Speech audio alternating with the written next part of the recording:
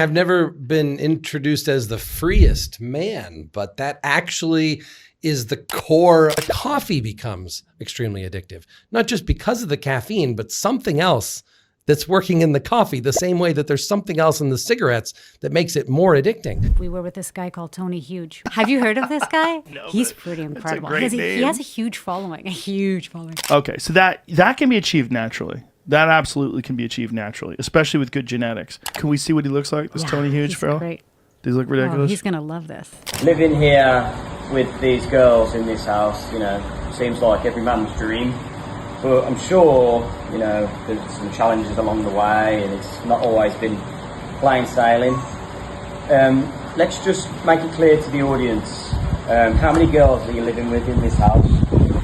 How long have you been operating in this way? I first started experimenting with a harem, Do you have any wacky and weird ladyboy stories? For every biological problem, there's a chemical solution. For everything that's happening in the body that you want to change or improve or optimize or cure, there is a molecule for that. It already exists. I mean, of course, you can talk about it on a podcast like this, but they'll never let it get into the really huge mainstream, this information, because it would completely cure everyone of Alzheimer's and dementia and then there would be no reason to use American pharmaceuticals. And so it's all part of the conspiracy stuff. But, Foxy, for example, Nita, the pregnant one, she needs a lot of attention. She needs me to respond very quickly. Otherwise, she's like, you don't love me anymore. How long? How fast? 30 minutes. If I don't respond within 30 minutes, her next message is, do you not love me anymore? It used to really bother me, but then I realized she wants to get attention, but if she doesn't get it, she doesn't want to wait. She wants to switch into like this. And I can see the future. Welcome to the Next Level podcast with me, Gaz Collins. Today, I'm with one of the most interesting and freest human beings I've ever met. And that's why he's here once again to share his wisdom, his challenging moments, and how he's managed to create such successful businesses, such successful, out there, outlandish fantasy, love lives, relationships, home life, and a lot more. His name is Tony Huge. Thank you for being here, Tony. You are appreciated. And I'm proud to say that throughout the past couple of months from we've done the podcast, the first episode, I've got a lot closer to Tony and we've connected on higher levels and we've dived deeper into like how we both operate. So I feel that this episode is going to be one of the best episodes so far, just simply because I feel like the connection that me and Tony have is the strongest out of all the guests that I've had on so far. So I look forward to sharing whatever comes to the table, man. Yeah, super interesting. I've never been introduced as the freest man, but that actually is the core of my motivation. And I think now that you've gotten to know me, you've figured out that that's what I'm optimizing for. Freedom maxing. Yes. Totally. Let me break down some of the topics that we're going to speak about from his multiple girlfriends. I may have already mentioned this. Female psychology. Exactly how much Tony's love life costs him. Tony's perfect day. Mindset. Female psychology. Programming. And supplementation. We're going to kick it off with supplementation. On the first chapter, I was a total natural human being. And I was locked into the programming that the Matrix has brainwashed me to believe that only putting natural things into your body is the way forward. Now, I took a dive and took a leap into Tony's world, and I've gone for some supplements that I'm pretty sure that are not exactly natural, but they're on the verge. So please share my stack that I have here, Tony. All right, so this is what you're actually taking right This now, is right? exactly what I'm taking. Okay, starting on the left-hand side is Slim Pills. Yeah, it's a legal mainstream product, so it's natural as far as the government is concerned. But the truth is that whenever you have a super-powered, healthy supplement that actually does something very powerful, it's probably not completely natural because we're concentrating the ingredients to a level where you could never actually eat enough food to get those ingredients. So it comes from natural sources, but it's so highly concentrated to be so highly effective that it actually rises to the level as being as effective as pharmaceutical drugs, but naturally sourced. So Slim Pills puts carbs into muscle. You eat carbs instead of going some into fat, some into muscle, and then decreasing your insulin sensitivity, causing heart disease, raised blood sugar, decreased lifespan, all the things that are associated with high blood sugar and high carbohydrate intake, all the reasons why people go with the carnivore diet, low carb diet, or diet at all is usually to reduce carbohydrates. When you take Slim Pills, you don't need to do that. The carbs go straight from your digestive system into the muscle and then don't cause all the other damage that carbs usually cause. You get the benefit of carbs without the side effect of carbs, without having to change your diet. What are some of the key ingredients in that supplement? Most people think that it's berberine that makes it effective, and that's one of the ingredients, but that's around 25% of the effectiveness of the product. So that is an important ingredient, but there's actually a lot of other herbs in it that work together. And the way it was designed was looking at the muscle cell and the fat cell and the whole insulin system, and then including the most powerful ingredient for each mechanism of action that interacts with the human body's insulin and carbohydrate storage system. So camphorol and myricitrin, for example, are two of very powerful ingredients that actually put carbs into the muscle instead of into the fat. The whole goal is to get your blood sugar down and get your muscle glycogen storage up, which is why it's very different from every other glucose disposal agent or metformin or berberine or anything else in this class of supplements. So what's the difference between metformin, because metformin was supposed to be one of the longevity magical supplements out there, and recently I've heard people say switch over to berberine because it's more natural. Can you share? Berberine and metformin are very similar, and they both get rid of excess glucose in the body, which for a lot of people, just for longevity purposes, is great, but it actually decreases your physical performance because you're peeing out the carbs instead of putting the carbs into the muscle. So Slim Pills puts the carbs into the muscle instead of just peeing it out, which means your muscles perform better. You have more energy, you have more strength, you have better recovery, and you build more muscle, and you get the benefits of a metformin and a berberine of lower blood glucose. Yes. I have to say that my energy, my focus, my self-control has all just shot through the roof. So yeah, thank you. I can't recommend them enough. Yeah, it's a good I really can't foundation. So recommend- I think it can't be shown. I think the camera doesn't show it, so I'll hold Go it for up. it. But that's the Slim Pills. Yep. Okay, and then I've done research on all of these. So I took a picture of the ingredients, put it into ChatGPT, Yeah. and it just gave me all the recommendations and all the things that may be on the borderline of like not being natural and stuff like that. right. But it was bigging it up. It was only the one that you gave me, which was the Psalms, which I've still got at home that I haven't took the dive in, and I don't feel like I'm ready needing Right. that for next. Anyway. So So it was saying to have that one in the evening.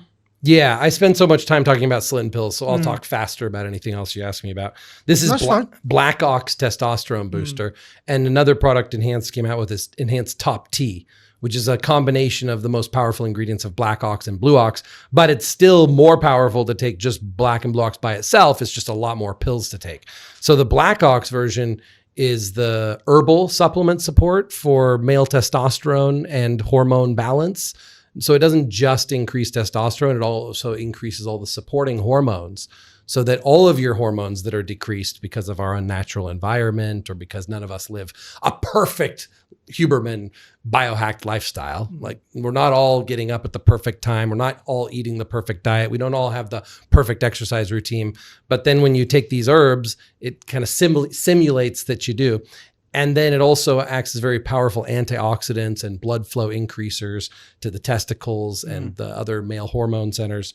And so if you look up the ingredients on ChatGPT, that's a great idea. Take a picture and ask specifically also, how does each individual ingredient work, but what is the synergistic result when you combine all of these ingredients into one timing? That's where the power is. So each one of these ingredients by themselves is clinically researched and does something like boost testosterone or increase or modulate estrogen. But when you combine them all together, then your testosterone goes up, your estrogen balances, your DHEA increases, your pregnenolone increases, and so your entire hormone profile becomes optimized by taking this because it has all the ingredients for all the different male hormones. The one thing that cropped up was the DHEA. I was going to mention that before you mentioned it. That could be considered not natural, right? Yes, that's something. Can you dive into that a little bit? Well, DHEA it's a parent hormone. So your body uses that to make other hormones. So you want to give your body DHEA so that it can take that molecule and make whatever revisions and breakdown to other molecules it can so that it can balance your own hormones. So I consider it natural because it's giving your body the raw material to make all the other hormones, and your body's own checks and balances decides what it needs to do with that to balance your hormone profile. So I consider it, pretty close to natural because it's working with your body's natural mechanisms, even though it's not natural to supplement with DHEA. Yeah. And it sounds like, if I remember correctly, that might be the only suppression. I don't think DHEA is ever going to suppress anybody. No. Okay, cool. Okay, cardarine. Cardarine is not natural. Okay. But it's so good because it teaches your body how to use fat for fuel. I mean, guys like us, we're already super healthy. Our body's able to switch between carbs and fat for fuel, for energy better than most people. But even us, we notice a huge difference if we take this. We have more energy. Massively. Yeah, because your body's able to reach your body fat for fuel. You can actually activate fat for energy instead of relying just on the carbohydrates you eat or your body trying to use fat for fuel, but not doing it effectively, naturally. Greg Doucette done a couple of videos on it, and he said that on the packaging, it said 50% fitter. And he was like, no, that's absolutely BS. But I'm telling you, it's not far off 30%. Mm-hmm. I feel like it's just gone through the roof, my energy. So the protocols we use that for are for fat loss, for performance like endurance or any physical activity, but also for mental performance. Because when your energy is good, you do so much more mentally as well. Like your muscles run out of energy when you work out, but also when you use your brain, it becomes fatigued for a number of different reasons. Your muscles get fatigued, your brain gets fatigued, but one of them is it just needs more fuel. And when you give your brain more fuel because you're allowing your body to use fat for fuel, not just for your muscles, but also for your brain, then you just have endless energy. You can just tap into your own body fat storage for energy at any time. You don't have to be like, oh, my energy crashed, I need to eat to get energy. No, you could actually fast, not eat, and then take cardarine, and your body will run off fuel for energy and you'll feel like you're eating. I also watched a YouTube video that says that cardarine was the older version of semaglutide. Absolutely has nothing to do with each other whatsoever. Semaglutide is just an appetite suppressant. Oh, okay. It does not increase energy. It does not increase performance. It does not help your body use fat for fuel whatsoever. Oh, okay. But it works for fat loss because you eat less food. But you'd be if you had to choose between semaglutide or cardarine, it's a really easy choice, cardarine. Okay. It's a performance enhancer. It's going to access more fat for fuel. The people who need semaglutide are the people who have no discipline over their diet, no control over their diet, and they have an addiction to food, then they need to use semaglutide to control their diet. But if you can control your diet, you don't need the semaglutide. You just need to give your body the tools to access its own fat for fuel and energy so you can actually burn that fat and have more energy. So completely different. I'm with you. Okay, what do we have next? Shall we go with the blue ox? So blue ox is very similar to black ox. It's okay. hormonal support, more Yes. of the raw ingredients like vitamin D and boron and micronutrients necessary for your body to produce its own natural hormones. So it's a natural testosterone booster. The black and the blue ox work together very well. Why do you have to, not have to, but why is it recommended to have the black ox in the evening and then the blue ox in the AM? It doesn't make a huge difference, but the vitamin D in blue ox, because that's a raw hormone ingredient, vitamin D is used to make testosterone. If you're deficient in vitamin D, you can't make enough testosterone. So it's got vitamin D in it, and vitamin D works with your circadian rhythm because naturally we're supposed to get up in the morning and be out in the sunlight and get natural vitamin D. And so our body has a feedback loop. If it's getting vitamin D, it must be daytime. If it's daytime, we must be getting vitamin D. So it's just a little bit more natural, a little bit better to take products that contain vitamin D in the morning than at night. And, at the night is also, though, when our body makes testosterone. So the herbs are going to be in higher concentration at night when our body makes testosterone, but also the raw materials for building testosterone from blue ox are still going to be present in the nighttime when your body's making testosterone anyways. So it doesn't make a huge difference what time you take them, but if you had to choose, it's better to take blue ox in the morning and black ox at night. Personally, I take blue ox in the morning and I take 4 pills, which is half a serving of black ox in the morning and half a serving at night. It's got ashwagandha in as well, hasn't it? The black ox, and that's supposed to be a relaxant. Ashwagandha increases testosterone by lowering cortisol. It's a relaxant as well. Yeah. It's people use it to decrease stress, decrease anxiety, and put their body back into a parasympathetic rest and recovery mode, either in the evening time or if they have social anxiety in the daytime, use it in the daytime. Great stuff. And shred. I did notice that the first couple of days when I started having these, I'd overdone it because I was having pre-workout as well and the shred, and I was overstimulated. So I had to have like a couple of hours lie down, and it felt like I had speed or something, Yeah. But then I just lightened the load a little bit, and I was good to go. That's what I do also, because I take a pill of shred because it's got a ton of different energy boosters and fat burners in it.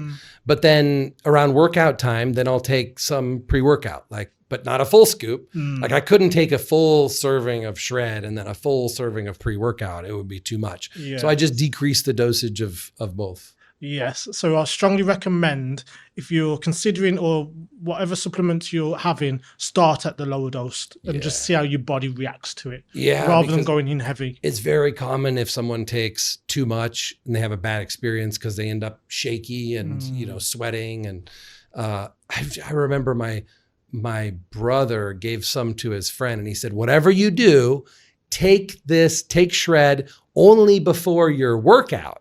Don't take it and just sit at your desk. But he took it and sat at his desk, and all day he was tweaking out and sweating and pounding on the keyboard like, he had so much energy, too much energy. So yes. Definitely it's a 4-pill serving for shred, but I personally only take 1 pill because I take other things too. It works synergistically. If I were to take 4 pills, I'd be freaking out. But that's how it is with anything that's super strong. If you take too much of something that's too strong, then you're going to have side effects. So just, lowest dosage. Absolutely right. I used to work in a gym for a few years, and some of the most popular supplements that was on the top shelf was T5s and T4s. Do you remember them? But that probably, is it a pre-workout that has thyroid stuff in it? It's not just pure thyroid product, right? I'm not too sure. I just remember it being T5 and T4s, and they was the ultimate shred and energy boosters. You don't remember them, no? But I think what they're doing is because T3 is our thyroid hormone and T4 is a hormone precursor for our thyroid, and both of those burn a lot of fat and give you energy. But those are pharmaceuticals. I think probably they were playing off the name T3, T4, and then they're saying, make T5. And it'll sound like it's, the next level of thyroid and very powerful, but really they just put in a bunch of stimulants. So it was probably a very a brand that wanted to be hardcore. And so they used that naming scheme. I'm with you. Thank you. And then the pre-workout Savage. I know that's got some nootropics in as well, hasn't it? Yeah. Yeah. Can you share So about that? yeah, this one, grape flavor, by the way. I love grape flavor. So Which I'm the dosed up on right now. Savage Super Strong, and yep, it's got all the vitamins like B12 and other B vitamins and caffeine, green tea, tyrosine as a dopamine precursor. So that also would be a nootropic, increasing dopamine, motivation, drive, decreasing or increasing your pain threshold. So decreased pain as a blockage for you, training hard. Of course, carnitine for fat burning and creatine and other types of caffeine that can compound with the caffeine, but with less jittery side effects, and citrulline and arginine for the pump, and beta alanine to decrease muscle lactic acid, theobromine, and for the also the energy. But yeah, so it basically works through. I mean, it increased dopamine a lot, and I was checking to see if it had anything on the choline pathway, because oftentimes some of our nootropics have the choline, but I don't see something on the choline pathway. So mostly it's dopamine and adrenaline heavy, but it has other energy boosters to work in synergy. So the goal of Savage is maximum stimulant with the least amount of jitters. So you get that amped up energy, but you don't get shaky and weak and lightheaded. That happens if you just took caffeine. Because if you just took more caffeine, a little bit of caffeine, you'd feel good, but then you can't keep adding more caffeine without getting jittery and lightheaded. So this takes that caffeine and then adds as much on the top of it as it can, so that you have a lot of energy, but you don't feel the side effects of caffeine. Okay. What time of the day do you cut off your caffeine and stimulant supplements? Well, I usually end up having a cup of coffee around 4:30 p.m., a second, wind of the day after an afternoon nap, but that's not good. And then it makes it harder for me to sleep, and then I sleep at 2 a.m. So if I want to move my day backwards, I need to cut off caffeine. They recommend cutting caffeine off at 2 or 3 p.m.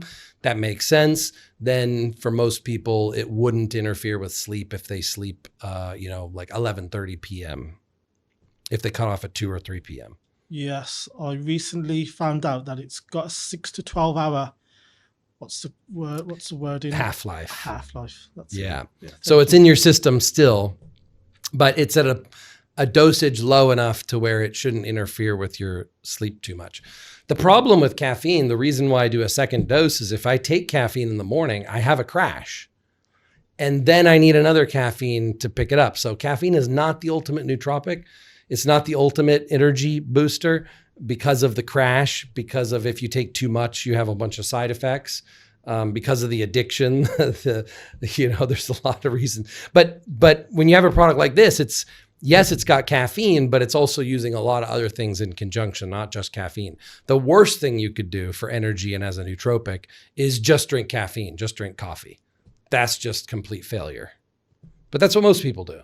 So that's the standard. That's what most people are used to. They're used to big energy spike, big crash, and then try to find a way to pick up their energy again, wonder why they don't have any energy. They forget that they drank coffee. They forget that the coffee interfered with their sleep that night. Then they don't realize last night's sleep affects their energy today. And it's just a terrible cycle of caffeine addiction. So caffeine, okay, but earlier in the day, sometimes need a second dosage, still the second dosage earlier as well. And then use other nootropics to pick up from the crash instead of dosing caffeine later and later throughout the day. Have you tried quitting caffeine ever? Yeah. How was that? Well, it's interesting. Like people say that cigarettes are highly addicting, but nicotine is not very addicting. And I found that to be true. I've tried nicotine. Well, I've never actually tried cigarettes, so I don't know. But I've tried nicotine in every different form, and I found nicotine not addicting whatsoever for me. But it can be for other people depending on their genetics. But I've also tried a lot of other drugs that are commonly known to be highly addicting, and I found them not to be addicting. However, I've found coffee to be extremely addicting. And I've found raw caffeine, if I just take a raw caffeine pill, to be much less addicting than coffee. So it's like the nicotine in cigarettes, now the cigarette becomes extremely addictive. The caffeine in coffee, and now the coffee becomes extremely addictive. Not just because of the caffeine, but something else that's working in the coffee, the same way that there's something else in the cigarettes that makes it more addicting. So I have found coffee to be highly addicting, and I have taken breaks from coffee. And I've just found that a balance of just giving into the addiction a little bit, like waking up and craving the coffee and just having like a half a cup of coffee, for example, even half cup of regular coffee. So it's only 40 milligrams of caffeine or something, 50, 60 at the most, plus half a cup of decaffeinated coffee. So Green I tea? get green tea, also a little bit addicting. Matcha, because matcha is much more powerful. Green tea, I don't find addicting whatsoever. There's just not enough caffeine or something in it to make it addicting. Matcha, where they actually grind up the whole leaf and it's much more powerful, much stronger, has more caffeine, has much more polyphenols. It's like having multiple glasses of green tea. And then I've found that to be addicting, but not as addicting as coffee. And I've experimented heavily with all of these. So it's interesting you ask about it. Let's stick on the subject of the supplements and share with the world what your supplement routine consists of. You got 10 hours? It's too long. I've visited Tony's house Yeah. recently with Mac TV. Go and check out the recent collab over Mac TV's channel on YouTube. Mm-hmm. And it's like a library of supplements. Mm-hmm. Yeah, there's a supplement for everything. That's why I coined the saying, for every biological problem, there's a chemical solution.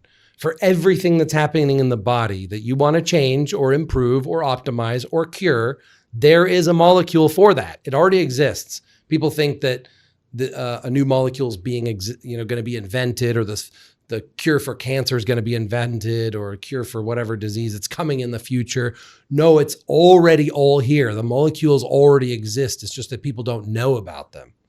Yeah. So I have all the molecules, or, a very large collection of molecules, and I experiment with them extensively, and I use them for improving every human attribute. So in the morning, I think more about just energy, focus, fat loss, performance, and I'll take supplements for that. And then in the afternoon, it's for whatever I'm trying to accomplish in the afternoon. If I need more creativity, I need to relax more, I can just I put my body on manual instead of automatic. So it's like I'm driving a car that I'm choosing what gear I'm in at all time to choose the optimal state for whatever performance I need, and then taking the supplements to do that.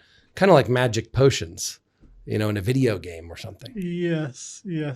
Can you share with us a few of the supplements that you remember having today that you really needed? And why? Well, I woke up a little bit foggy because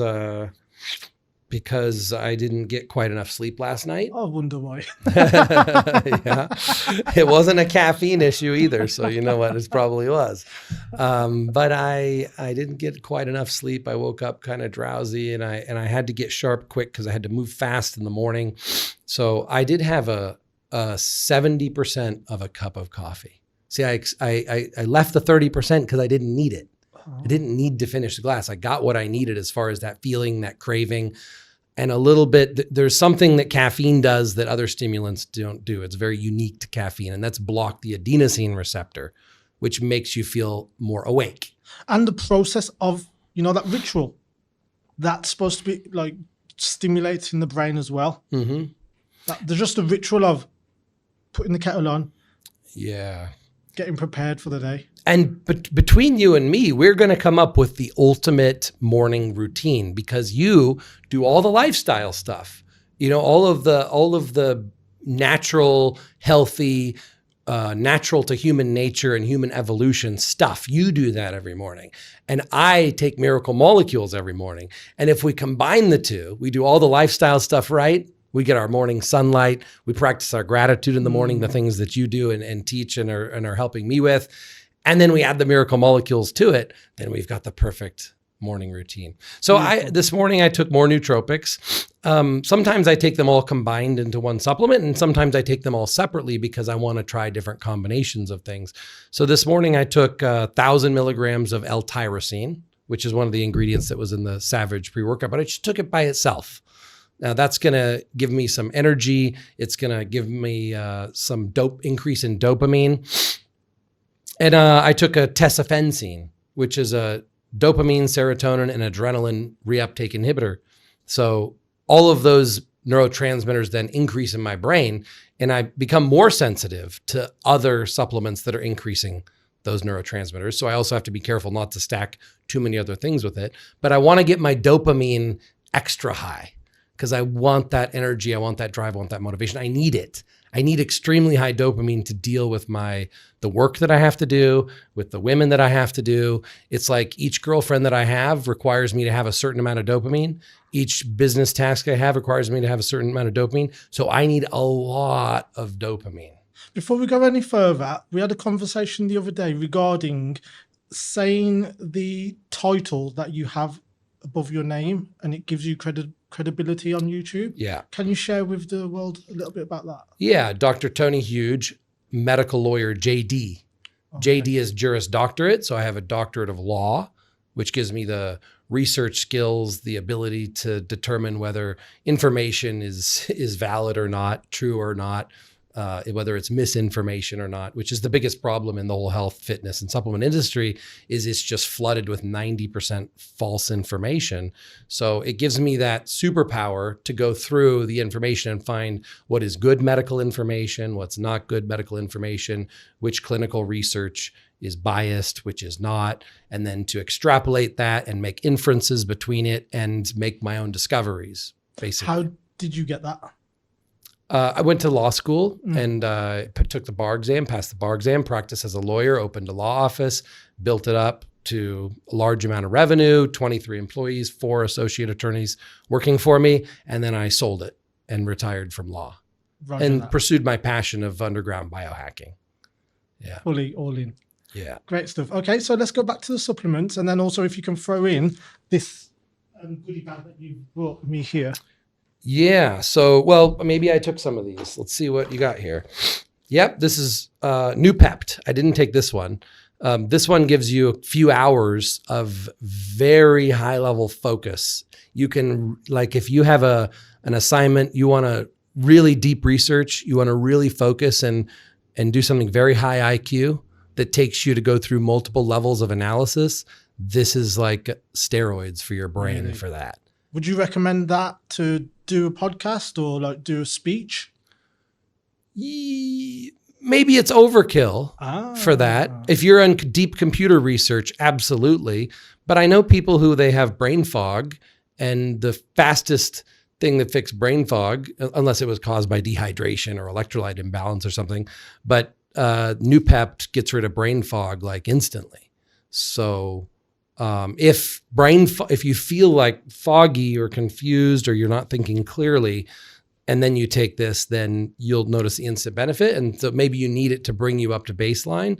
But if you're already feeling great mentally and you want to use it for superhuman mental performance, I think for like computer research, for example, because have you ever looked into something and then like you realize you can kind of test how deep your thinking is if you go through different layers, and you realize that, let's say, other people who are researching the same thing, they stop at just the headlines, but then you go deeper and you go deeper and you go deeper, and you start realizing maybe I'm the only one in the world who's ever gone this deep on this very narrow topic that I'm interested in. Like Nupept will get you all the way there.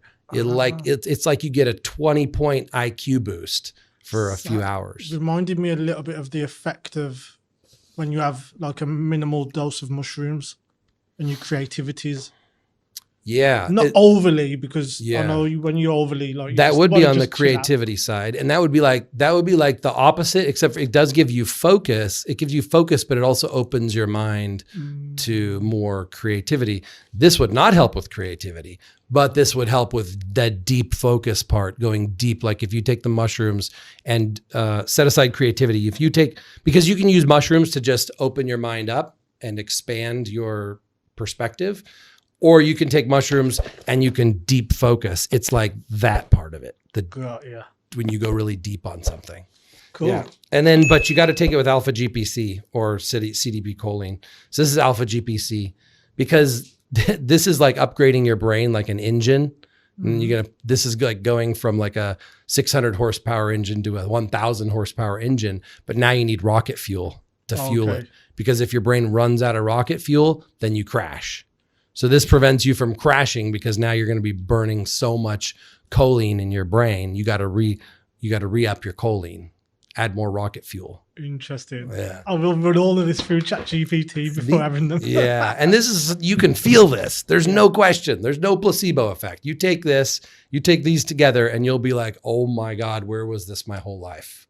This is amazing. Not that you want to take it every day or 3 times a day, but you could, but not that you want to do that, but just to have that superpower available when you want it, to be able to, think of your brain like a tachometer. And normally your brain taps out at 7,000 RPM. And now you know how to take it all the way to 10,000 RPM by just taking this stack. It's nice to have that in your tool chest. I totally hear you. Yeah. The words that you just said reminded me of like the other day when the past few days when I felt like my energy has just gone through the roof.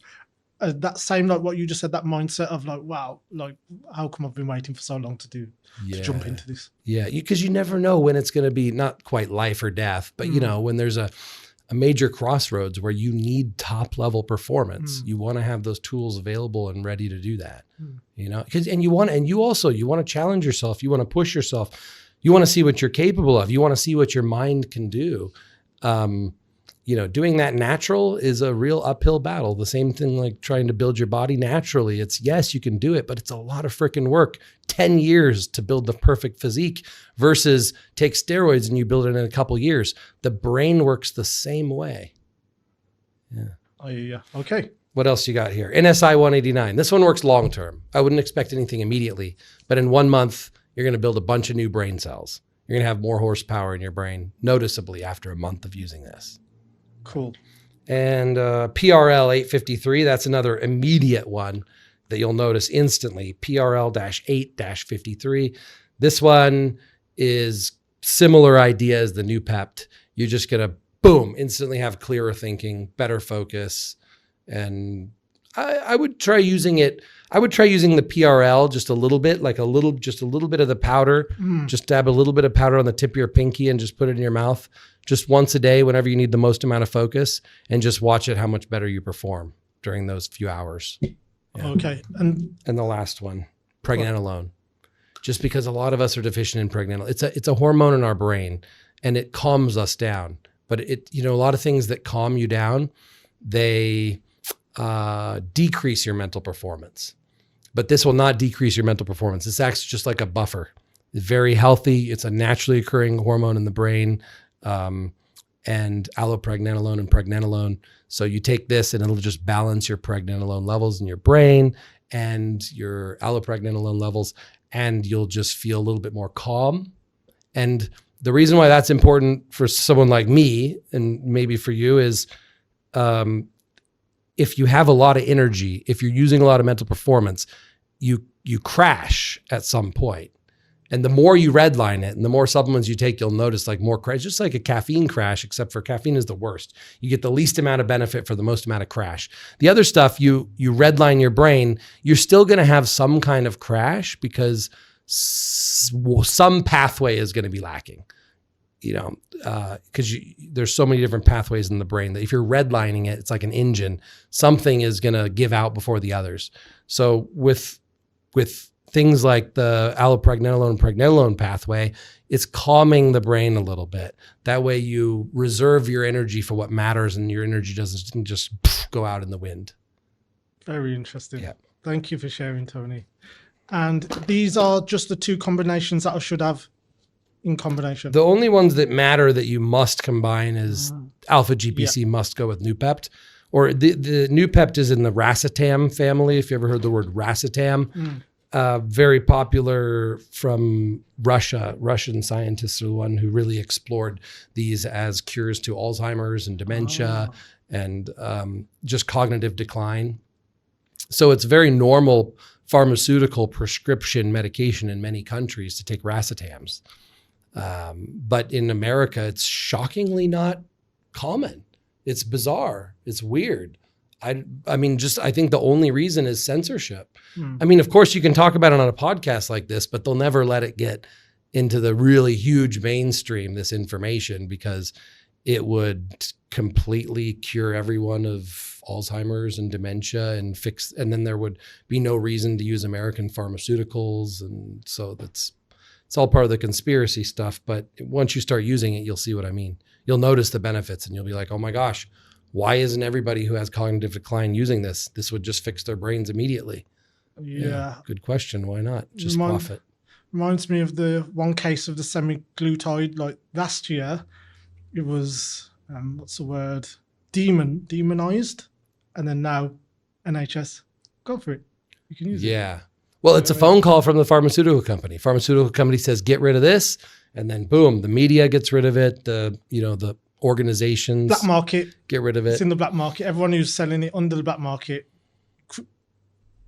Devil. Yeah. They're all criminal. They're bad. Don't buy from them. It's side effects, whatever. And then the next day, okay, we have the pharmaceutical one available. It's 10 times the price. All of the other stuff forget about that. We said it's a miracle. Everybody needs to use it. Let's bribe all the doctors to prescribe it. Yes.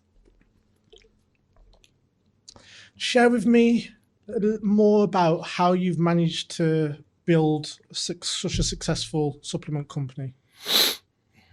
Well, actually, it's not a super successful supplement company compared to the big competitors, because all the big competitors in the supplement industry have something in common. They sold out somewhere along the way.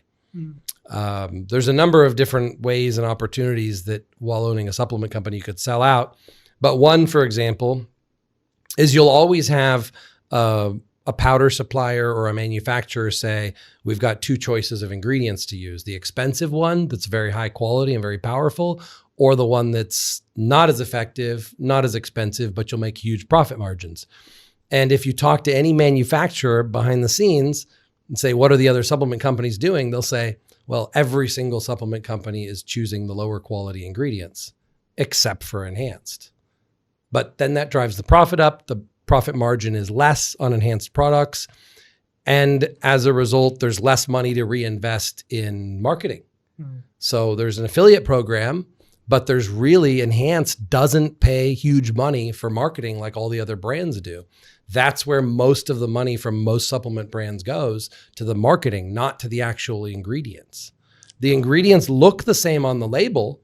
It says vitamin B12, but for example, they might use vitamin B12 that's not methyl, and most people can't absorb it.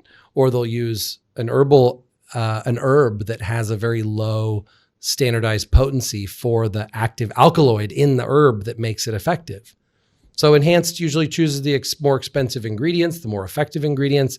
The profit margin on enhanced products are less is reinvested. But enhanced customers are recurring customers. They buy the products every month. So it's not a huge amount of people. It's not huge in the mainstream, but the people who use the products get such amazing results and have such amazing transformations that then they recommend it to their friends.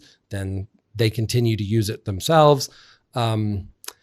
Except for, this is another example, something like Slim pills.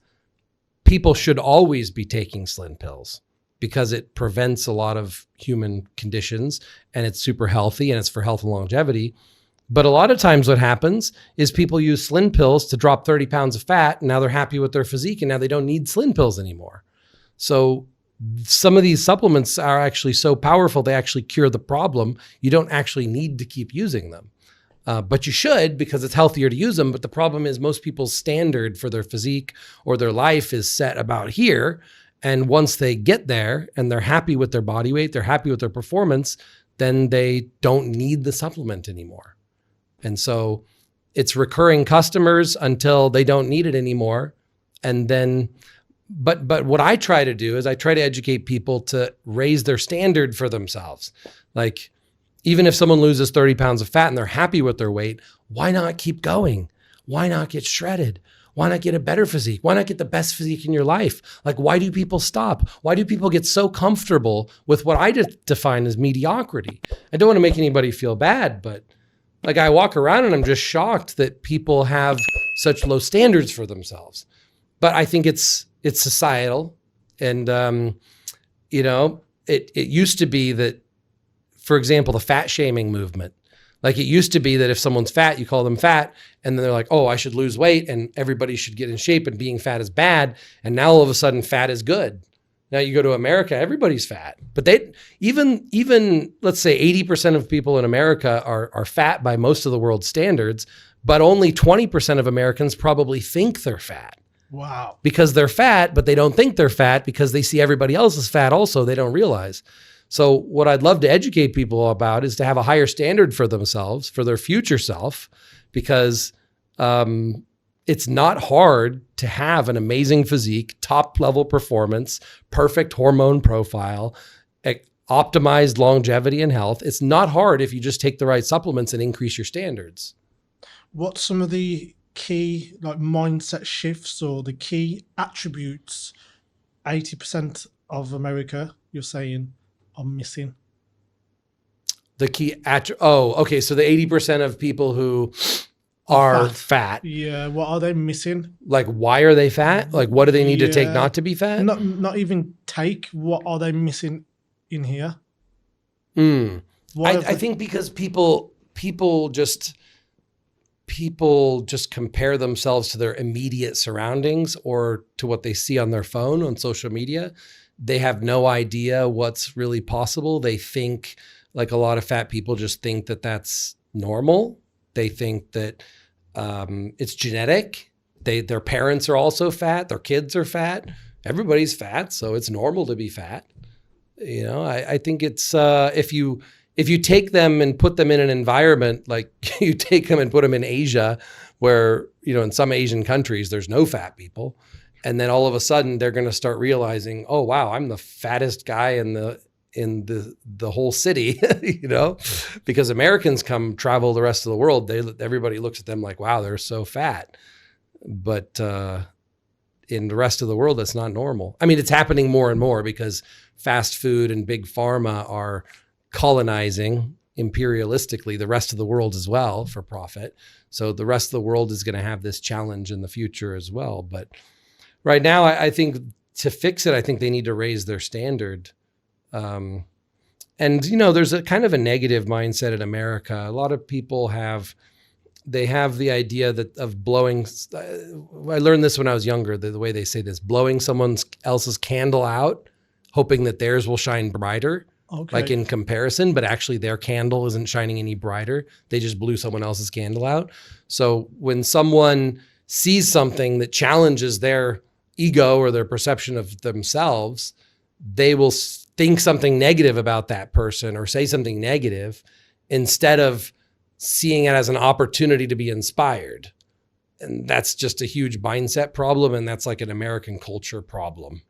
Victim mentality. Mm-hmm. Not taking responsibility and the love you have for your body. If I'm continually sabotaging my body, which I've done for many of my years, I was lacking the love and appreciation for my body. Mm-hmm. It wasn't until I started developing my mind and having more consideration, raising my awareness and asking myself, after this 5 drinks or after this drug or after this food, how has this left me? I feel shit. Yeah, loving yourself is like taking care of yourself. You would take better care of the more you love yourself, the more you would take care of yourself, right? Exactly. That's the mindset shift. I have to remember that also because I got into health and fitness when I was really young and I didn't want to do anything to compromise my health and fitness. But as far as all the other mental barriers, like, all the tools for mindset that you talk about, like I wasn't necessarily mindful of all of these things. I had to learn a lot through trial and error also. Sounds like I get up here and I preach like, oh, Americans are all fat and they need to change their perspective. No, I was also part of that. I remember when I was younger, I just wanted to be bigger and I didn't care if it was fat or muscle. Oh, I was really? eating a pound of chocolate every day because I wanted to be bigger, you know? And that was because I was around bigger people. So I was like, I'm going to compete based on size, you know, not necessarily the best physique for me, the highest performing physique, the healthiest physique for me. I was just trying to look like big and scary and dominant as a, 18, 19, 20-year-old. Going back to what I've just said about loving yourself, I want to switch the mindset a parent has for their fat child. They love this child, but they keep feeding the child rubbish and shit food. Yeah. You know what I mean? I For the have sake daughters. of the child, like, just comfort. Yeah. So short-term gratification, just like someone drinking alcohol and escaping with McDonald's shit food, and then the next day or the next month or whenever, getting bullied and feeling shit about yourself. Yeah, this is where I struggled a lot because I like to make my daughter happy, right? I have daughters, 3 daughters, 4, one coming soon. And, they want candy. And if you don't give it to them, they throw a tantrum. They're upset. I want candy. But if I love them, I should not give them the candy because I care about their health. I care about their future self. Why would I give them like 30 seconds of pleasure and sacrifice like years of their future? It'll add up to eventually, because they did a study that heart disease starts when you're 5 years old. Like what you eat as a 5-year-old does affect your cardiovascular health later. So it does matter what these kids are eating for their future. And, because the marketing is so good, the colorful packages on the candy, because the candy is addicting, of course, then most parents are going to give into that. And since freedom is the most important thing to me, I also think, well, I want my daughter to have what she wants. I want her to have freedom. But at the same time, I have to take a step back and think like the more disciplined approach, the real long-term freedom is discipline. Totally. I've got written down here is being attracted to easier times, giving yourself easier times, and easier now will come back to bite you on the bum and give you the hard time longer in the future. Mm-hmm. Programming, mindset, and spirituality and energy. Which one of those grabs out at you, and which one of those would you like to dive into deeper right now? Well, it all fits together. It depends on it's almost like different languages speaking the same underlying message. Like you could take any different religion, you could take any mindset coach, any personal development book, and at the core of it, it's all the same concepts. So it's like, what speaks to people the most? What's caught my attention the most recently, the perspective and the lens that I see it through that helps me understand it the most and use it the most, is spiritual energy and frequency, which sounds like hippie stuff, sounds like, LSD and weed and sit around beating drums type stuff. But for whatever reason, when I view it through that lens, I get it. I understand it. I understand humanity, the purpose of life, how to manipulate our reality, how to, get the best performance out of myself, how to derive the most pleasure out of the human experience.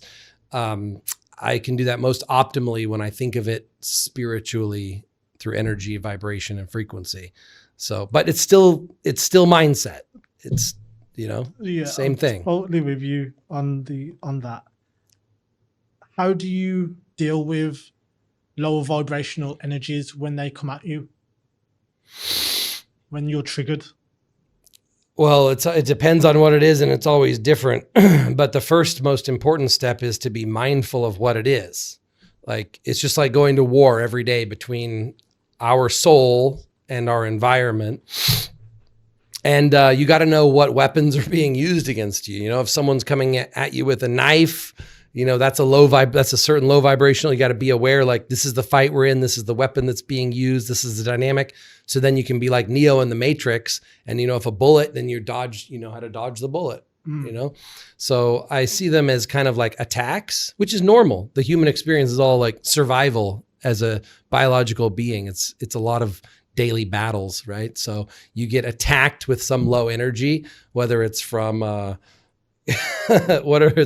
having to go to the DMV and sit around a bunch of grumpy people and deal with grumpy bureaucrats and, jump through a bunch of bureaucratic loopholes. Like, this is a very low vibration environment. Or whether it's a girlfriend who's angry and upset and she feels like she's going to get more of the attention from you by bringing you to a low vibrational state so that she feels like she has some emotional control over you or something like that. I just see it all as like skirmishes, little battles throughout the day. And I try to be as mindful of it as possible. But I'm not immune to it. I'm still challenged every day, especially if I get hit with one thing, I can deal with it, right? But then imagine it's like 6 things coming at me, 6 low vibration attacks coming from every angle. Now I defend this one, I defend it, and all of a sudden I can't defend, and all of a sudden it gets me. They tackle me, they stab me, they poke me, they torture me, they zap me, and then I just have to reset, recalibrate, and come back for another battle. Wonderful to hear. Let's dive into the female mindset and psychology that you have to deal with day in and day out while we're on the subject. What do you think I have to deal with every day? Oh, how many messages do you get of them all in one day, do you think? Some of the girls like to send a lot of messages and some don't. My preference would be that I only get positive messages that don't require a response. And I'm just getting, positive, loving, sweet messages that let me know the girls are thinking about me and give me a little bit of charge and energy, a little dopamine boost. But that's not usually how it works. Usually the girls need some amount of attention. They need, because especially I have so many girlfriends. Just like you. I need attention. Yeah. And they need attention. That's right. It's a trade. And the problem is they have to only give attention to me, but I have to give attention to 7. So I have to be extremely efficient with it. I have to figure out what type of attention each girl wants so that I can give it like a laser beam and focus my energy and not waste any unnecessary energy giving them attention that they don't need. So every girl's different, and I learn the mistake would be to just treat all women the same and not understand their unique needs. And so, yes, women, let's say, are 50% the same and then 50% unique needs. So I try to learn what their unique needs are and give them their unique needs. And so like, Foxy, for example, Nita, the pregnant one, she needs a lot of attention. She needs me to respond very quickly. Otherwise, she's like, you don't love me anymore. How long? How fast? 30 minutes. If I don't respond within 30 minutes, her next message is, do you not love me anymore? Oh, you don't care enough? No matter what I'm doing. But so I just have to, it used to really bother me, but then I realized people do what they want to do. She wants to be the victim. She wants to get attention, but if she doesn't get it, she doesn't want to wait. She wants to switch into like this victim mentality, and that's okay. That's where she's at mentally. She needs a lot more spiritual development. We've come a long way to get where we are from where we were, but I would love to have her raise her level of consciousness. And I just don't have all the time and energy and most effective ways to do that. But that's why I've invited you over to speak to my harem. I'm really looking forward to that. I was just running through my brain and I was filling up with excitement and just the challenge of it. It's a challenge because you're teaching, you have to teach people. It's not like they're coming to a seminar saying, please teach us everything we want to learn. No, you're going to face a lot of resistance. They have such a deep ego attachment and like a societal norm attachment and such attachments to the old self. And I want you and you want to help them break out of their old self and become a new, better version of themselves. But that means the old version of themselves has to die. And that's a painful process. This is normally ego death. And people do it naturally through different chapters of their life. Like once a decade, someone might make a major change that upgrades themselves. But we're trying to do that much faster because I don't want to suffer another decade of low level consciousness and low vibration. So we're between the miracle molecules and the mindset, and it's like motivational speaker type thing that you're going to do with them. I hope we can break them out of their old self and help them create a new self. And also women respond really well to a sense of like community evolution. So it's hard for one woman by herself to become a new version of herself. But if you can, it's actually easier to get a group of women to agree, because they'll hold each other responsible also to the new version of themselves. It's easier to get them all to agree at once that this is going to be the new version of themselves. This is the new set of values. This is the new mindset. And they can all amongst themselves reinforce that later. If they're going to need some homework assignments. Though. Yes. That sounds great. Share with me some of the most challenging episodes you've had with your ladies. I know you've mentioned some very sinister things. Well, it's still the most challenging thing right now still is Pow and Foxy are enemies. Okay. They don't like each other.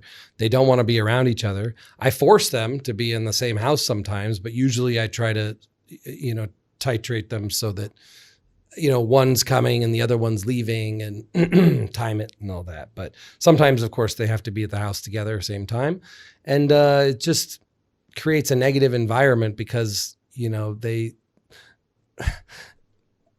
one of the things that lowers level of consciousness is a feeling of insecurity and like fight or flight. So when you're nervous about your safety, now it's ridiculous. They're not going to attack each other, but they think that they're going to attack each other. And then that actually creates an environment that feels like there's going to be a fight. And then everybody's level of consciousness decreases. So I had a friend try to help Foxy with her mindset. And he said, if I could give you a pill, you take that pill and you no longer hate Pow. She's now your friend. Like you got rid of all negative feelings. You trust her. She's your friend. Would you take the pill? And she said, no. What? That's the most negative thing in her life. You offered her the solution to fix it, and she doesn't want to fix it. She wants this battle. But then I realized that humans need an enemy. And that's why the news and the media uses that part of human psychology and weaponizes it to control us. We have to have an enemy. So I get that. So it is better to have them be each other's enemy and then as a result, they don't need another enemy. They get along with all the other girls. They even try to work hard to get who can get along better with the other girls than her. And they actually compete with each other. Interesting. So it's almost like an ecosystem that, if I'm the mad wizard behind the scenes and I'm giving humans the psychology they need to control them, it's almost like I've perfectly orchestrated it, and that it needs to be a battle between these two individuals because they need that for their human psychology to get the most performance out of them in all other ways that I want. So maybe it's even my subconscious has gotten so good at female psychology that I am building that in subconsciously. It's possible. I think about that also, but I would still love to try to solve it because I think if we could raise everybody's consciousness to a level where we no longer need the psychology of needing an enemy, where we no longer need competition to be our best self, where we just adopt a philosophy and a lifestyle and a perspective of self-improvement, then maybe we don't need the negative reinforcement to push us to be better. Maybe we can just use positive reinforcement, but they have to raise their level of consciousness to a place where it works like that. And that's what, and I'm glad you asked that because I think now I've just given you more tools to understand where they're at this weekend. Yes. So you can take them from where they're at to the next level. Wonderful. Thank you for sharing. Would you say they're the two most strongest characters in the house regarding the females? The strongest are counters. those the two strongest? Not like the opposite of the alpha. They're the two alpha females. Baby Mama 2 has risen up to be quite the alpha recently. It's very Okay. interesting. So now now you sort of have 3 alpha females, but at any given time in the house, there's 2. And Baby Mama 2 has teamed up with Foxy against Pow. Oh, okay. But these things change all the time. It's just like a Survivor or any of these reality shows where they build an alliance to get what they want. And then if another alliance suits them, eventually they make a different alliance. And like sometimes it's hard for me to keep track of which girls are getting along with which. Sounds better than Big Brother. Yeah, it would be the most fascinating reality show that was ever aired for sure. We're working on it. Yeah. You also mentioned the knife situations happened a couple of times. And the females drawn a knife out on you. Yeah, but that's normal in these countries. you know. Okay. Can you paint the picture? Well, I mean, the women think that, the man is bigger and stronger. And so they feel like grabbing a knife is like equaling the playing field, even though I'm not going to attack them. Yeah. But it's just that feeling when they get into a very low vibration state, when they feel like defensive, even if it's just psychologically, them grabbing a knife makes them feel powerful again. So that's one step towards increasing their level of consciousness, because lowest is shame, like shame, and then it goes up to anger. So like grabbing a knife is actually better than, being depressed and can't get out of bed. Like now they're getting the energy up, but now they have to get out of that to the next level of consciousness. So before I used to think I'm going to get stabbed. Now I think that, okay, she's moving up through the levels of the Hawkins scale level of consciousness. Oh. Good for her. And because I see it that way, I think the women also start to feel that. They feel my confidence. They know, like last time I got a knife pulled on me, I didn't have fear I was going to get stabbed because I saw I'm like, good for her. She's moving up through the levels of consciousness. Wow. Yeah. Interesting. Okay. Yeah. Share with me exactly how much it costs you to run your home life and love life with so many ladies. Ooh, well, I don't know the exact number, but originally I was thinking it's an economies of scale, and that like if you have 6 children, it's not that much more expensive than having 2 children, right? The first child is the most expensive because you need to, provide like the house and basic and a car and whatever. But so I thought just adding more girlfriends doesn't add more cost. But it does, because a lot of things come up. So, you think if the girl has her own job, she can pay for a lot of her own stuff, but only one of my girlfriends has her own separate job outside the house. So the rest of them, anything that comes up, I have to be responsible for. So they they have to go to the hospital. They something happens to their family. Their mom needs money. You hear all these jokes. Buffalo. Yeah, the buffalo, the mom's motorbike. Has anyone ever said that to you? Yeah, it's been a long time, but I'm familiar with that because when I first came to Asia 12 years ago, and then I would leave, and then I would still stay in contact with girls and be sending them money. Yeah, it was the buffalo got sick, the motorbike broke down. It was literally all the cliche stories. I've had all those. Wow. Yeah. Shout out to Thailand Bounds, Peter. He's been running his YouTube channel for like 5 years, and he receives stories all from tourists and expats visiting Thailand, and they're absolutely crazy. So please check him out. He was one of my previous guests. He's great, and he's got a Clips channel as well. The buffalo getting sick it's actually a real thing though. Like the farm families, they have buffaloes, and the problem is that the lower society, they don't have a money buffer. So as soon as something happens, like a family member's sick or the buffalo's sick or the motorbike's broken, they're like, how are we going to pay for this? Like they have their budget is just to pay for their food and monthly expenses. When an unexpected expense comes up, they have no planning for it other than all the children need to ask anybody they can for money. You know, and all the children compete with each other to try to be the better child and provide for the parents and the family. So of course the easy money for a young female is to get it from foreign men, because to foreign men, $100 is nothing, but to them it's a lot. So it is an actual real thing. Yeah. Yeah. Real thing. But I'll say the other day I was talking to another expat friend here and he's like, oh yeah, my girlfriend just, you know, she's hitting me up for money now and all this. And I'm like, oh, wow. How much did you like give her family this month? He's like, $3,000. And I'm like, $3,000? That's a lot. And then he's like, no, 3,000 baht. Okay. I'm like, what? That's $100. So he was like, oh my God, I have to send the family $100.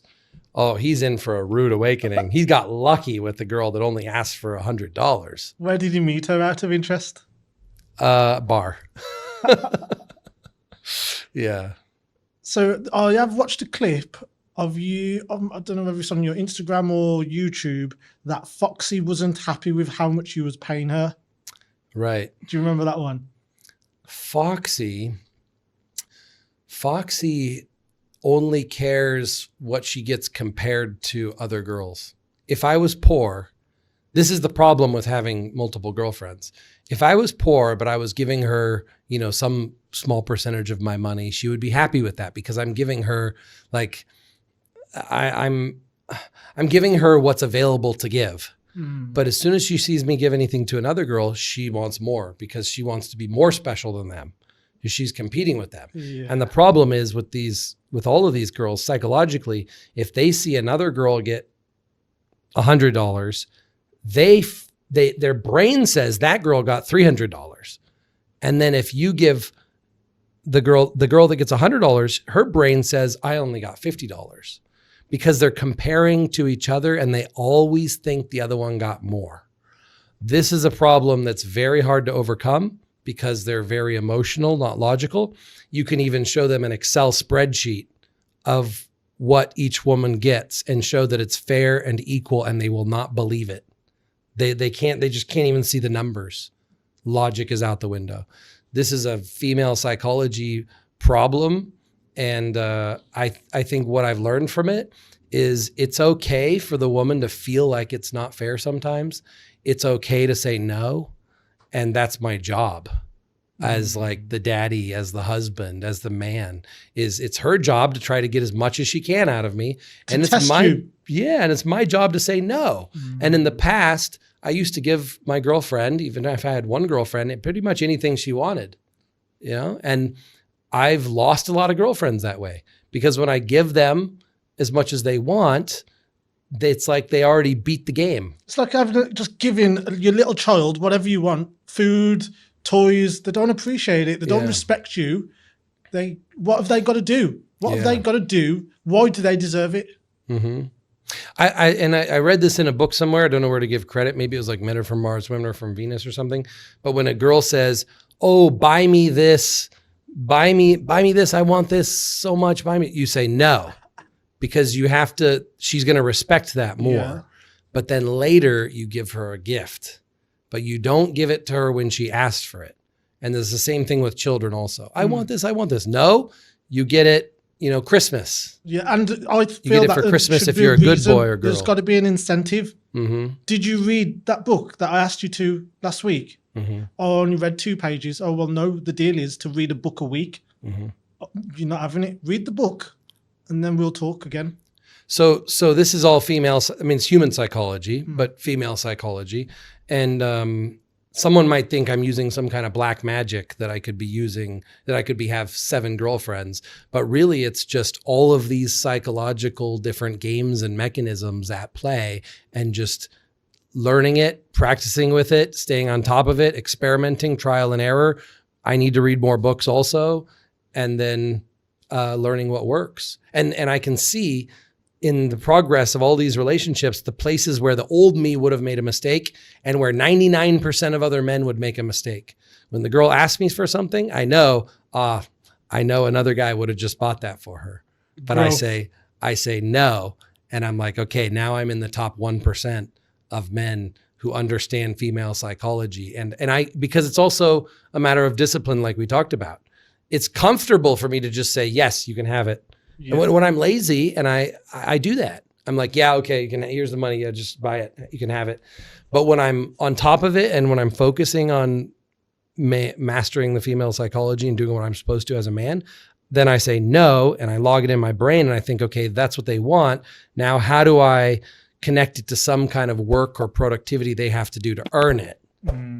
And I mean, it sounds like I'm dealing with children when I talk like this. It sounds like I'm Power play. talking down Power to them play or and something like that. influence. Exchange. It's just any leader. It's just any, like that's my job in the family is I'm like the masculine leader. That's my job to interact like that. Inspire and to get the best out of this person. Not just give them something just for the sake of it. Right. So can you specifically give me an estimation of either what Foxy gets paid cash or like other goodies, okay? And maybe like just a general price of the others. Foxy costs a lot. I mean, she thinks that she gets less than all the other girls, but in the end, she probably costs like $3,000 a month, $4,000 a month. Yeah, but we have a baby on the way. Yes, and I'm trying to build her up and build her education and her knowledge, and so I spend a lot on her to upgrade her, in every possible way. Yeah, but then some of the other girls, like Sarah, for example, she works her own job. She has her own income. And so she probably costs me like $1,200 per month. okay. Because I just have to bridge the gaps, from what her job pays most of her bills. Yeah. And I was actually with you. We was out for food on Cozy Beach the first time you met Sarah. Yeah. But Sarah orders steak every time we eat out. And in Thailand, steak is $25, which is, I mean, that sounds like nothing for America, but if for Thailand, that's a lot for a meal, $25 every time. And it's not even good quality because it comes from, it's imported from another country and the steak is hard as a rock and it's not even that good. Like, just don't order the steak. But I think she feels like I don't know if she really wants to eat steak every time or if she's just trying to milk maximum value, but it doesn't really matter one way or the other right now. But eventually we're not going to be ordering steak every time. It's ridiculous. $25 per day, basically, of steak, of low quality, tough steak. We also spoke about how you grow your harem and how you build the group. Yeah. Can you share with the world how you operate around that? Well, one of the main reasons for the harem is that I don't want my girlfriend to get lonely. I want her to be fulfilled. But I noticed that when women have like circles of friends of lower class or less educated or lower level of consciousness, low vibration, whatever, pulling them into alcohol or drugs or non-productive activities, comfort, entertainment, that's really hard to counteract because that's hijacking their dopamine. And then when I'm dealing with them, like to try to get them to go to the gym or try to have them eat healthy, it's just not as appealing. So I have to, just like a parent, try to convince them to separate themselves from negative influence. I know it sounds like a cult, right? Like cut off your old friends, whatever. But I just try to explain you need to pick friends that are going to help you build. For the sake of good. Yeah. You influence them to build their lives, So I encourage them to be friends with the girls in the harem. And I encourage the harem to just be their own unit of friends. Family, love, support, common interest, common projects together. And that works really well, works really good, keeps everybody communicating, keeps everybody on the same team, keeps the values consistent, has them girls teaching each other. So whichever girl is at a higher level at any given thing, like let's say one girl has learned a lot more about working out, then she's going to teach the other girls who don't know as much about working out. Another girl knows more about cooking and eating healthy. She's going to teach the other girls about eating healthy and cooking. So I build like this little community amongst the girls. And so it's really important that they get along with each other. So I tell them, I want another girlfriend, but not just for me, but for you, because I want you to have another friend. I want you to have another girl you can do activities with. I want you to have another teammate. I want you to have to do less housework because this is the best motivator. It's like your job is, you're the woman. Your job is to clean this 10,000 square foot house. Do you want to do it yourself or do you want to bring in some friends? You know, but it's everything like that. It's like shared responsibility. And then the women love working together. They like cleaning together. They like cooking together, like go to the gym together. Women don't like to be alone by themselves usually. Women like to be with other women. So I figured out this relationship approach where the women can all be friends and support each other. And then it's almost like just having me as like the bonus on top of it. Like they already, even if I wasn't in the house, they need leadership, but even if I wasn't in the house, they would also they would be very happy with each other, with the exception of the two that fight. Yeah, well, adds fire into the equation. So they're inspired, they're motivated to find another girl that wants to be part of this relationship also. Because if they have another girl in mind, or they met another girl who they're like, oh, this girl's cute and I want to go to the gym with her, like, okay, you can bring her into the relationship. We all have to agree. All the girls and I have to agree on the girl to some extent. But sometimes it's the girl's recommendation. Sometimes it's my recommendation. It's better if it comes from the girls. Thank you for sharing. What's your dream vision with your love life and your harem? I want to have more children. And the most heartwarming thing I see is when all the girlfriends take care of the children. So I will have multiple wives that have children, and the children play together. The children grow up together, and they have multiple like mom figures that take care of them. And it's mostly about family and teamwork, really. How long have you been operating in this way? I first started experimenting with a harem like maybe it was like 16 years ago. Oh, really? Wow. Yeah, it's been a long time. It just wasn't successful. You know, it was a disaster for most of those 16 years. And it took a lot of trial and error to understand what women are and what their psychology is and how to create an optimal environment for women. So now it's easy for me because I've become that person, but I wasn't that person before. I was making every mistake before, and it was like a war zone, and it took a lot of patience and a lot of trial and error. And I will write a book about it. I don't know if most men want to even journey down this path, but I'll say I could probably shortcut it instead of someone going through, maybe 15 years of trial and error until I got it right. I could shortcut that so that someone could have something similar, within a couple years with the knowledge that I could give. Yep. I want to share with you now, if you want Tony to make that happen or assist you in making that happen, Tony's a very hard man to get hold of. However, I'm a little bit easier to get hold of. So if you're interested in that, drop me an email, drop me a message over on Instagram. It's all will be in the description below. Okay.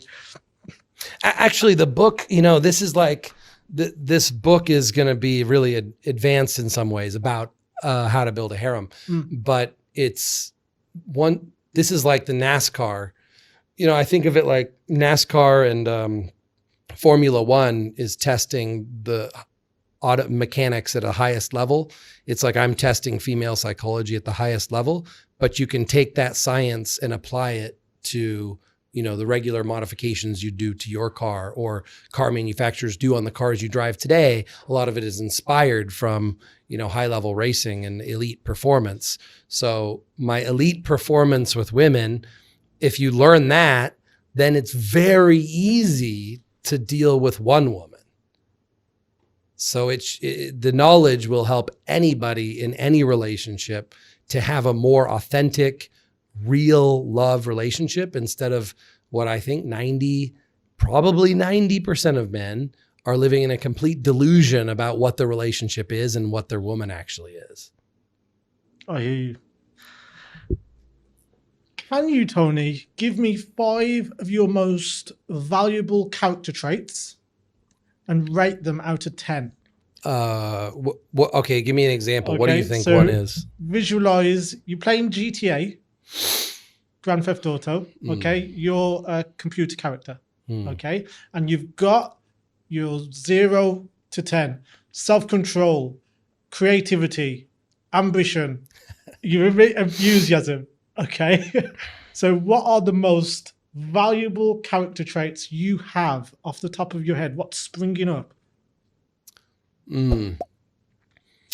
A superpower I have is to be able to see cause and effect through multiple different layers. So one action I take now will have this effect, which will then have this effect, which have this effect.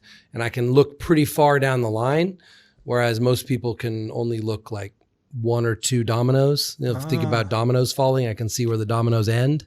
Projection into the future. Yeah. So I can see the future better than almost anybody I've ever known. There's a few different, there's some other futurists I've met who can see as far ahead as I can, like Mark Joyner, for example. He calls himself a futurist. He's a futurist. He's an inventor of the Google Pixel. So when I sat with Mark Joyner and had some very extended conversations, wow, together we can just predict the future of anything. Interesting. That's one. Yeah. Number 2. Patience. I have an extremely high amount of patience and pain threshold.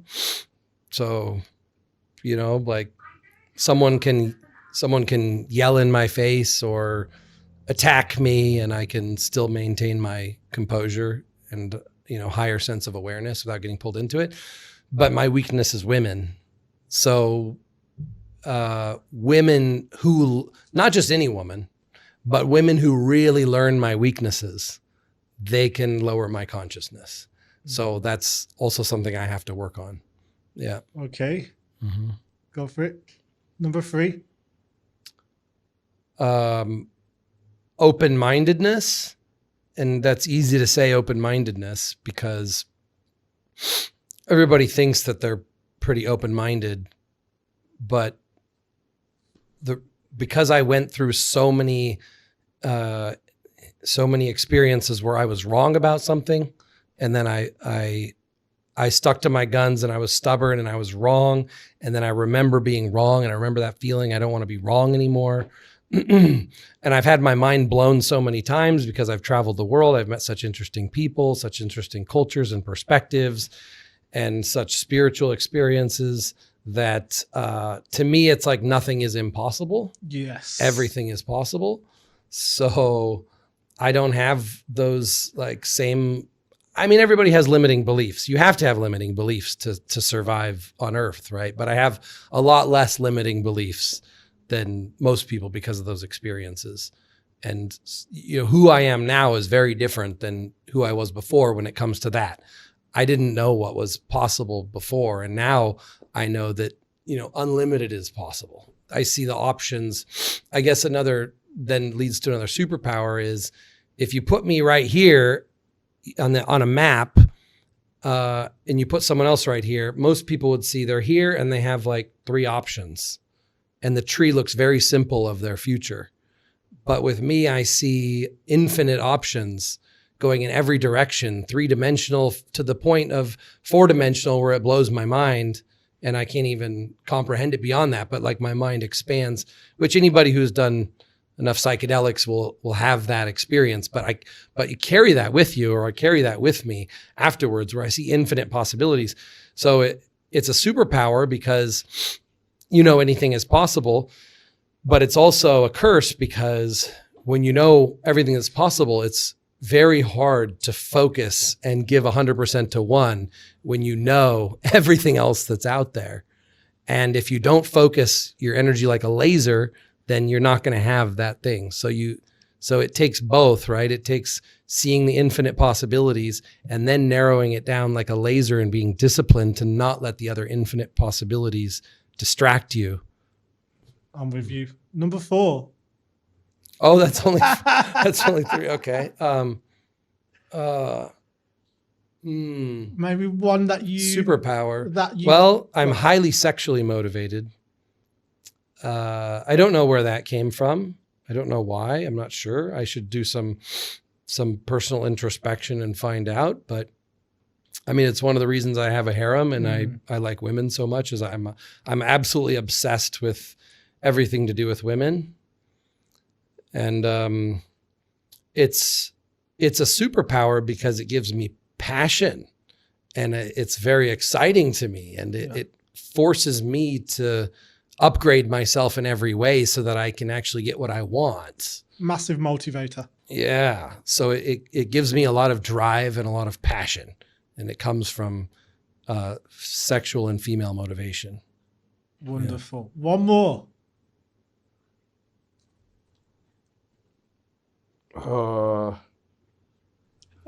My knowledge on the use of miracle molecules. Yes. Right? Yeah. My ability to use chemistry to enhance any human attribute or part of the human experience. Thank you, Tony. One that I feel I would like to add for you is that Ralph Smart, my spiritual teacher, he mentions that we are now in the age of truth. And you're one of the most open and truthful human beings I've ever met. So, yeah, credit to you, man. So we're in the age of truth. How do we exploit that? How do we leverage right that? Here, right now, that's what we're doing. But we had like the worst censorship in modern history recently. Because we've gone over that. That was the age. And then now we've broke through. And after like the COVID era, can you feel like everyone the truth's being let out a little lot more? I hesitate to test it because I've been censored so many times. I'm very careful what I say. I choose my words carefully.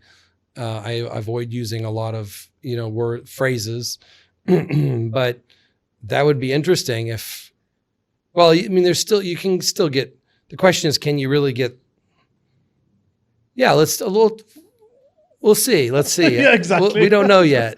Totally. I don't know. It could just be the illusion of the era of truth. The problem is people don't know what they don't know.